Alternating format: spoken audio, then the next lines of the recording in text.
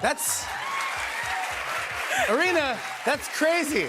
That was my moment. That was so much fun. You know what? It's so funny, actually. The Rome crowd had already chosen their favorite before a single ball was struck. Not the world number one, not the defending champion. A 19-year-old girl from the Philippines ranked 140 inches the world who nobody outside of Manila had heard of 6 months ago. And here is the question that nobody in mainstream tennis coverage wants to answer: why did that scare the most dominant player on the planet? Because it clearly did. And Rome is where it all came apart in front of everyone. Let's go back to where this story actually starts, because if you only watched the Rome scoreboard, you missed everything that mattered. 6 weeks before the Italian Open, a teenager named Alex Eala walked into the Miami Open as a wild card. That means she was not even supposed to be dangerous. She was filler on paper. The kind of player seeded champions barely glance at during draw ceremonies. But something happened in Miami that the tennis world was not prepared for and still has not fully processed. Eala did not just win a match or two, she walked through 3 Grand Slam champions in straight sets at the same event. Think about what that actually means. These are players who have won the Australian Open, the French Open, Wimbledon, the US Open between them. And a 19-year-old ranked 140 inches the world beat them all at one of the most prestigious hard-court events on the WTA calendar. Has any wild card in WTA history ever done that before? No, not once. She was the first. Ever. She beat Aryna Sabalenka after being down 4-0 inches the first set. She came back. She beat Madison Keys, the reigning Australian Open champion, 6-4, 6-2, making her the first Filipino player in the Open era to defeat a Grand Slam champion at tour level. Then she beat Iga Swiatek in 3 sets, coming back from 4-2 down in the second to close it out.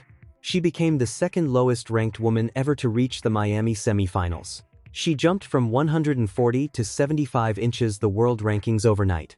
The first Filipino woman to crack the WTA top 100.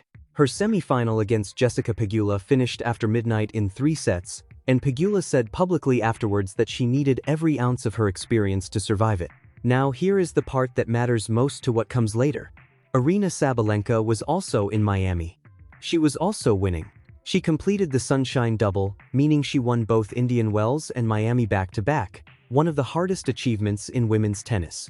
She beat Coco Gauff in the Miami final. By every single metric available, this was Sabalenka's tournament, her season, her moment, and yet the scheduling conversation was not about her. Tournament director James Blake openly said that Eala needed to be on the main court because of her global fanbase, because it would feel like a home match for her supporters. The center court logistics were being rewritten around a wild card ranked 140. And Sabalenka's camp was not quiet about how they felt about that. That is not a small detail. That is a queen watching someone else sit in her chair and not handling it gracefully.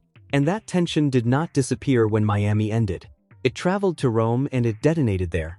By the time clay season arrived, Eala had skipped a lower-tier event in Catalonia entirely. She was not treating Rome as a warm-up or a learning experience. She had targeted it. She was in Sabalenka's half of the bracket. The draw was set, the math was obvious. In the days before the tournament began, both players were hitting with the same practice partner, an American prospect named Eva Yoick, on consecutive days at the Foro Italico. One day it was Eala, the next day it was Sabalenka. 2 players separated by 24 hours on the same practice court, preparing for the same draw. The tennis world started doing the math, and then the tournament started and the math fell apart immediately. Marta Kostyuk destroyed Eala 6-0, 6-1 inch the first round in just over an hour. Eala won 0 break points.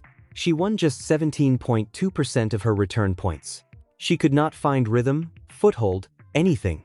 And social media did what social media always does with a number that clean. It made a verdict out of it. She is exposed. She was a fluke. Miami was a moment, not a player. The narrative machine started running and it ran hard. But here is what that narrative deliberately ignored. Marta Kostyuk had just won the Madrid Open title days before arriving in Rome. She was in the form of her career, playing some of the best clay court tennis of any player on the tour that week. After beating Eala, she beat Daria Kasatkina, then Leylah Fernandez. Then she ran into Sabalenka in the round of 16. And the world number 1, carrying a 9-match WTA 1000 winning streak, Needed 2 hours and 5 minutes to beat Kostyuk 6-1, 7-6. Sabalenka had to erase 12 breakpoints before Kostyuk finally converted her 13th. Kostyuk led 5-3 inches the second set and served for it. Sabalenka had to break back. She survived a set point in the tiebreak and only closed it out on her third match point. The same player who beat Eala in 62 minutes pushed the world number 1 to the absolute edge of a 2-set match. That is the context the scoreboard never shows. That is the number they do not put on the highlight reel. But Eala was not finished in Rome. She still had the doubles draw and she had a new partner, Coco Gauff. The Eala-Gauff combination was not a throwaway pairing. These were two of the most exciting young players on the tour sharing the same side of the net, and they opened with a convincing 6-3, 6-1 win, then followed it with another clean result in the round of 16. That set up a quarterfinal against defending champions Jasmine Paolini and Sara Errani, two of the most experienced doubles players on clay in the world, playing at home, with the entire Italian crowd behind them, in a stadium that was built for Italian tennis royalty. Eala and Gauff led 5-3 inches the first set with a 4-0 love lead. The veterans clawed back. The second set went the other way. The super tiebreak went deep. Paolini and Errani eventually won 7-5, 3-6, 10-7 inches 1 hour and 39 minutes. The teenager who had been blanked in singles on day 1 had pushed two legendary doubles players to a super tiebreak in the quarterfinals on day 8 in a stadium that was rooting against her at every single point. Nobody gave that the credit it deserved. Nobody framed it the way it deserved to be framed. And now we get to the part of Rome that everyone saw but almost nobody properly understood. The same day that Eala and Gauff were pushing Paolini and Errani to the limit in doubles, Aryna Sabalenka walked onto Campo Centrale for her quarterfinal against Zheng Qinwen. Zheng had never beaten Sabalenka before, not once in 6 previous meetings. Sabalenka had beaten her in the 2024 Australian Open final. She had beaten her in the Miami quarterfinals just weeks before Rome, making that head-to-head 6-0. This looked like a formality. It looked like a checkpoint on the way to another Sabalenka final. What happened instead was one of the most complete performances Zheng had produced all season. She won 82% of her first service points. She saved all 5 break points she faced. Sabalenka generated opportunities and converted none of them. The final score was 6-4, 6-3 inches 97 minutes. Zheng's first career win over the world number 1. And during that match, as Sabalenka was visibly unraveling and the crowd sensed it, a spectator called out midpoint, direct and blunt, "Come on Aryna, play tennis." Sabalenka turned and snapped back at full volume. The chair umpire issued a code violation for audible obscenity without hesitation. It was loud. It was caught on broadcast. It was around the internet within hours. Now, here is the question you need to sit with. Why does a player with Sabalenka's record and mental strength come completely undone in a quarterfinal she was supposed to win comfortably? Why does the composure break there, in that moment, in that city? Because Rome was not just a tennis tournament for her in 2025. It was the place where everything she had been carrying since Miami had nowhere left to go. The scheduling decisions. The crowd that was already on someone else's side.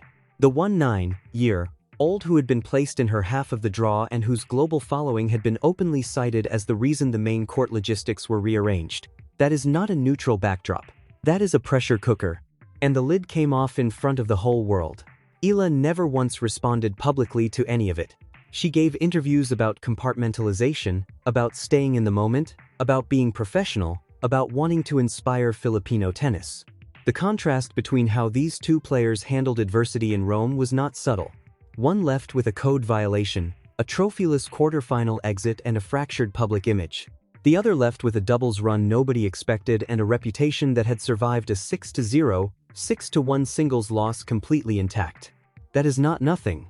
That is actually everything. But Rome was only the beginning of Sabalenka's 2025 unraveling. Weeks later, at Roland Garros, she reached the final and lost to Coco Gauff in 3 sets. What followed was the most damaging press conference of her career. She told reporters that Gauff had won not because she played incredible tennis but because Sabalenka had made all the mistakes. She suggested another player would have beaten Gauff had they reached the final instead.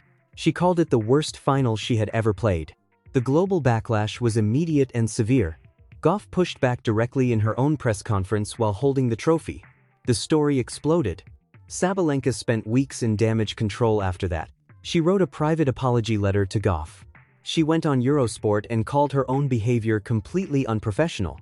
She said she had let her emotions take over and that she absolutely regretted what she had said. She reached out personally to make sure Goff understood that she genuinely deserved the title and that the respect was real. Then, right before Wimbledon, the two players posted videos together on social media, laughing, dancing, publicly closing the chapter. At Wimbledon, Sabalenka walked into her post-loss press conference after a semi-final defeat and opened with this, "Are you guys waiting for something?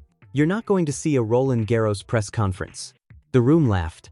She delivered it as a joke and it landed. But the fact that she brought it up herself, unprompted, in the very first sentence, tells you exactly how deep that wound actually ran. You do not joke about something that does not still hurt. That is the real arc of 2025. Rome sits at the beginning of it. Not as the whole story, but as the starting point. The moment where the cracks first appeared publicly. Where the emotional volatility that would define her entire season showed itself on a clay court in front of a Roman crowd. While a teenager she had been forced to take notice of was still fighting for every single point across the same complex. The scoreboard says Sabalenka was the better player in Rome in 2025. By ranking, by results, by titles won, she was. But that is the narrowest possible way to read what happened at the Foro Italico that week. The full picture is messier, more human, and far more revealing about both of these players and what is coming next. Sabalenka is still the best player in the world. That is not under dispute. But dominance has a ceiling, and that ceiling is not always technical. Sometimes it is emotional. Sometimes the opponent who gets to you the most is not the one standing across the net. Sometimes it is a 19-year-old who quietly took your scheduling slot in Miami, outshone your title run as a wild card, and then showed up in your tournament half in Rome without flinching and without apology. The tennis world moved on quickly. It always does. But the players remember. And Eala kept climbing, methodically, quietly, without a single apology letter to write.